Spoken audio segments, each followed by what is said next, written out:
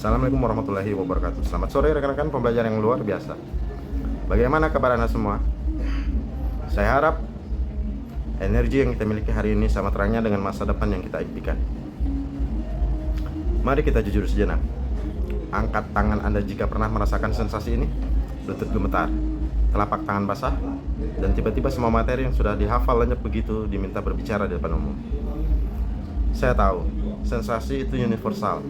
Ketakutan berbicara di depan umum atau yang dikenal secara ilmiah sebagai glossophobia, menurut banyak survei global adalah ketakutan paling umum.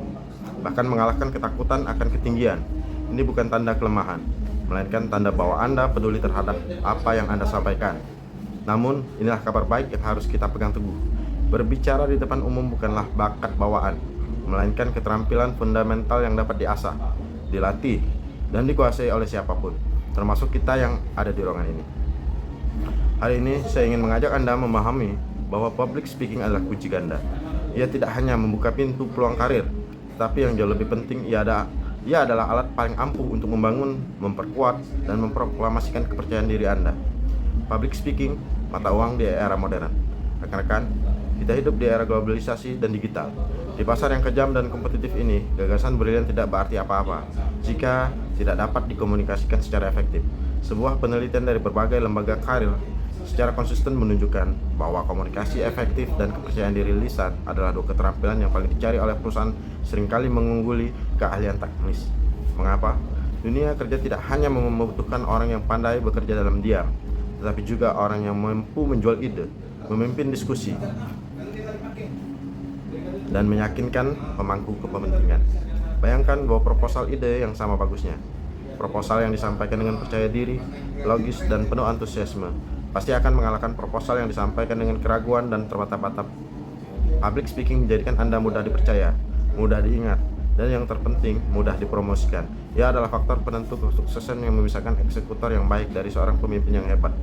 Mengubah gugup menjadi energi, 3 pilar kunci. Jadi bagaimana kita menaklukkan rasa takut yang sering menghampiri itu?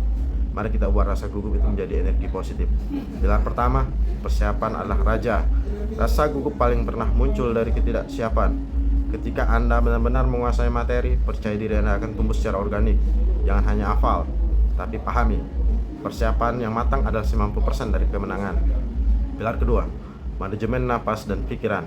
Sebelum Anda melangkah maju, luangkan waktu 30 detik, lakukan pernapasan perut dalam-dalam.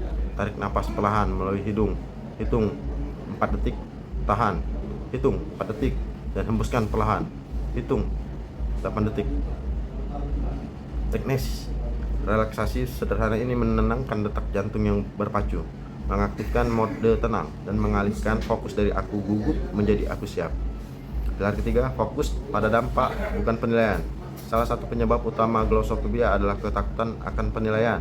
Kita perlu khawatir apakah audiens menyukai kita atau tidak. Ubah fokus Anda. Ingatlah tujuan Anda, menyampaikan pesan, memberikan manfaat, dan menginspirasi. Audiens tidak peduli apakah Anda tersandung kata. Mereka peduli pada nilai yang Anda berikan. Ketika Anda berfokus pada pesan, rasa takut pada diri sendiri akan lenyap. Public speaking sebagai cermin peningkatan diri. Setiap kali Anda memutuskan untuk berdiri dan berbicara, Anda sedang membuat simpanan berharga di bank kepercayaan diri Anda. Public speaking adalah ruang latihan mental yang intens. Ia melatih Anda keberanian berpendapat. Anda belajar bahwa suara Anda berharga dan layak didengar. Berpikir cepat, improvisasi. Anda terpaksa merespon pertanyaan tak terduga, melatih ketangkasan mental, mengelola emosi. Anda belajar mengendalikan reaksi fisik atau gugup dan mengubahnya menjadi penampilan yang terkontrol. Saya pernah menyaksikan seorang rekan yang dulunya takut mengangkat tangan di kelas. Setelah dipaksa bergabung dalam klub debat, ia mulai maju dengan suara gemetar. Namun seiring waktu, ia tidak hanya menjadi pembicara yang kompeten, tapi juga seorang manajer proyek yang tegas dan percaya diri. Perubahan terbesarnya bukan pada cara berbicaranya, tetapi pada caranya melihat dirinya sendiri. Kepercayaan diri lahir bukan dari kesempurnaan, tetapi dari keberanian untuk terus mencoba, selangkah demi selangkah. Rekan-rekan, mari kita akhiri dengan sebuah perenungan. Berbicara di depan umum adalah sebuah penjelasan, bukan tujuan. Kita tidak harus sempurna pada hari pertama. Kita hanya perlu berani memulai. Ingatlah, kutipan terkenal dari tokoh komunikasi legendaris Winston Churchill.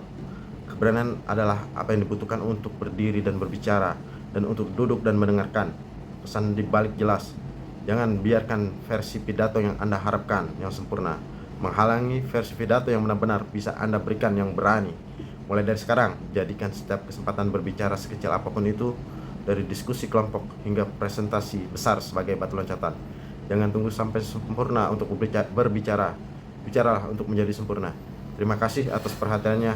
Tetaplah berani, tetap percaya diri, dan teruslah bersuara dengan kejujuran. Terima kasih. Wassalamualaikum warahmatullahi wabarakatuh.